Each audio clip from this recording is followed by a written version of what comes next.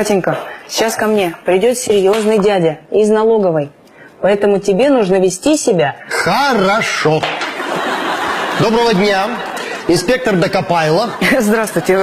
Вот дочка моя, Катенька, в школе каникулы, поэтому вот пришлось взять с собой.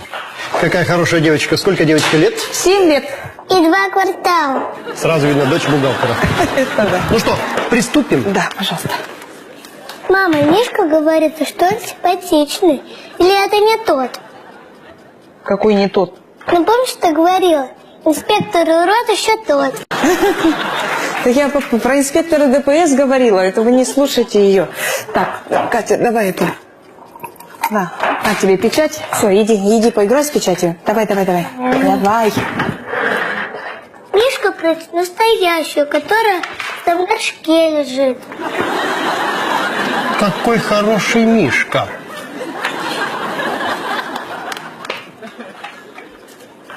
Разрешите? А печати-то разные. Ого-го! Так это запахло отпуском, как минимум, в Крыму. Непорядок. Зато моя мама лучше всех подделывает подпись начальника. Так, все, пойдем поиграешь. Иди за компьютер, тети Юли, иди играй, иди. Я не могу. Почему? Мне жарко. Сними кофточку. Мишка говорит, что это все из-за твоей тетрадочки. Да. А то животик вспотел. Это лучший день в моей жизни. Супруга мне говорила, что никогда не сможем 3 взять. Так мы с таким Мишкой 4 купим.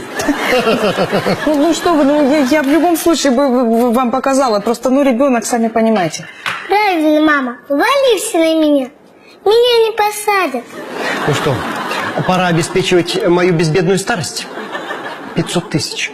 500? Вы в своем уме вообще? Да ладно, мама. Ерунда.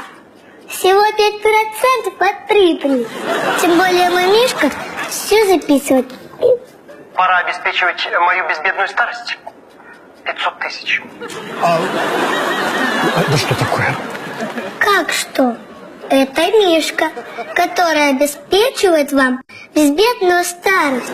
Нуждаться ни в чем не будете. Вас государство всем обеспечит. Какая милая девочка. Вся в маму. Что-то я засиделся. Это шутка была. Шутка юмора.